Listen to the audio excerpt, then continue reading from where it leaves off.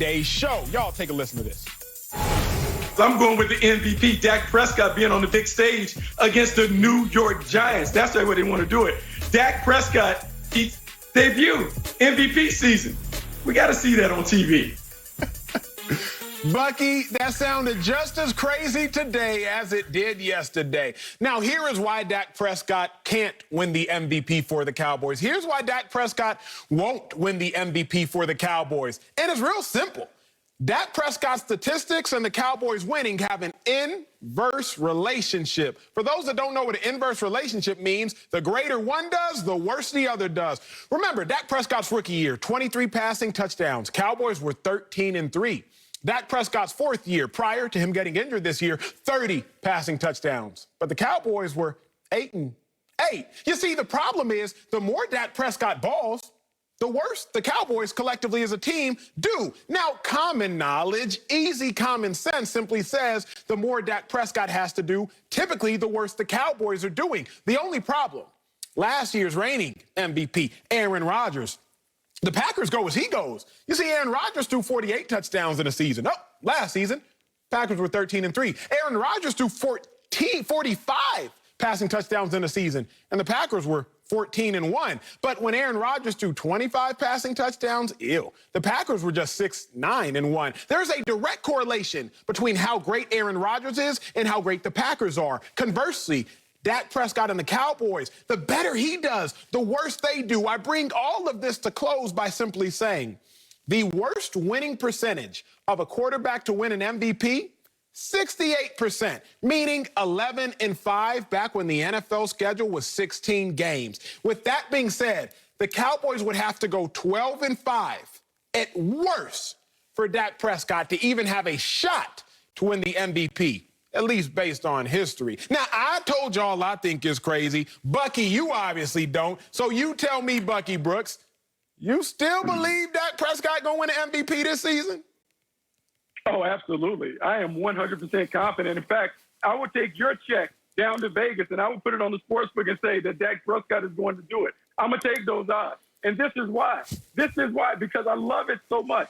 Last year, Dak Prescott, 371 passing yards per game. We talk about leading the league in that. Not only that, statistically, it's been a 6,000-yard season for Dak Prescott to finish that out. And he did it with a defense that was leaking oil badly. He did it with a first-year head coach in terms of his first year in Dallas and Mike McCarthy. And he did it with Zeke Elliott being out of shape, overweight, not playing well. He did it without his offensive line. So now let's just think about everything that comes back. You've been on social media. I know, Acho. You've seen Zeke Elliott working out, looking like he's fit and trim, ready to come back and be the guy that we're accustomed to seeing. We also know that Tyron Smith and La'el Collins will come back. We have also seen what happens typically at Mike McCarthy's second year, because in Green Bay, they started out 8-8 his first year, 13-3 the next year. And we have to follow the money, because now that they've dropped $40 million per year in Dak Prescott's bank account,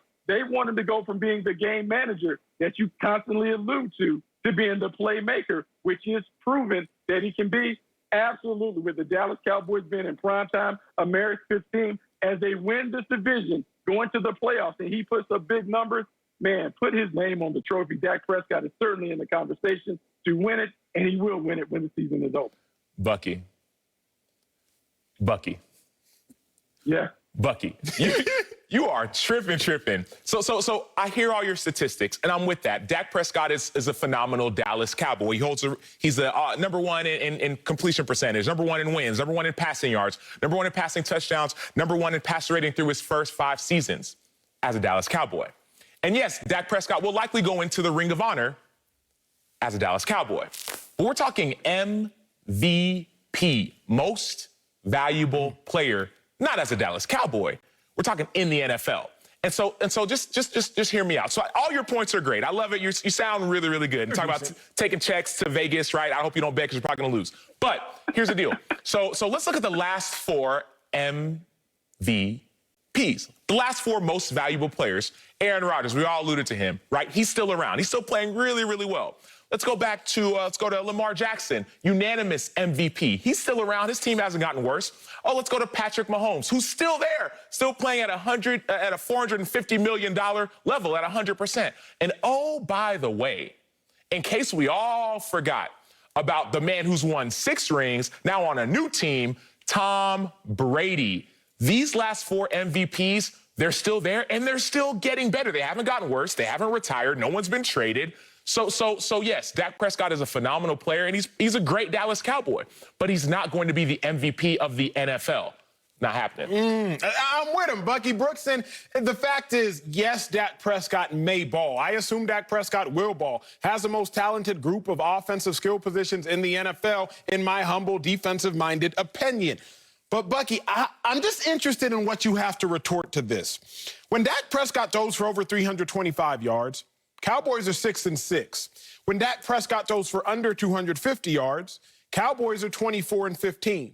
They're 500 when he throws for over 325 yards. They win 62% of the time when he throws for under 250 yards. Now, we understand the common sense is when the Cowboys are winning, you run the ball, Dak Prescott throws the ball less, therefore he doesn't have as many passing yards. But, Bucky, that's going to be the issue with Dak winning MVP. The only reason they will be lighting it up like that is if they're losing. And if you're losing, you can't win MVP. Think about it like this, Bucky Brooks, before I let you take the baton and you call for stick. Think about it like this.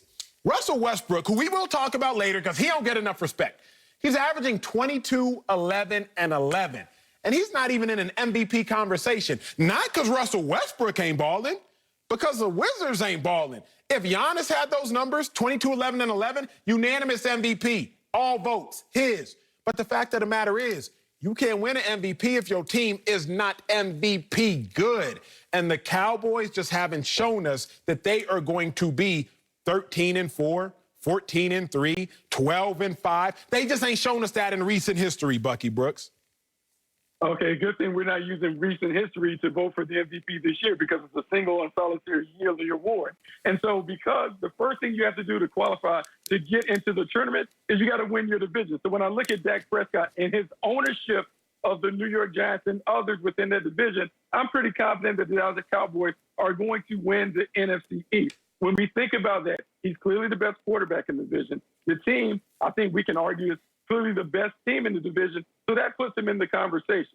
And then it's funny because you brought up Aaron Rodgers and the correlation when you talk about the inverse relationship. The better he plays, the better the Packer plays and all that. But it's funny, you didn't mention that the Green Bay Packers were 13-3 the previous year when Aaron Rodgers only had 26 touchdowns and 4 interceptions. And so their success isn't solely dependent upon number 12. It is a part of the equation.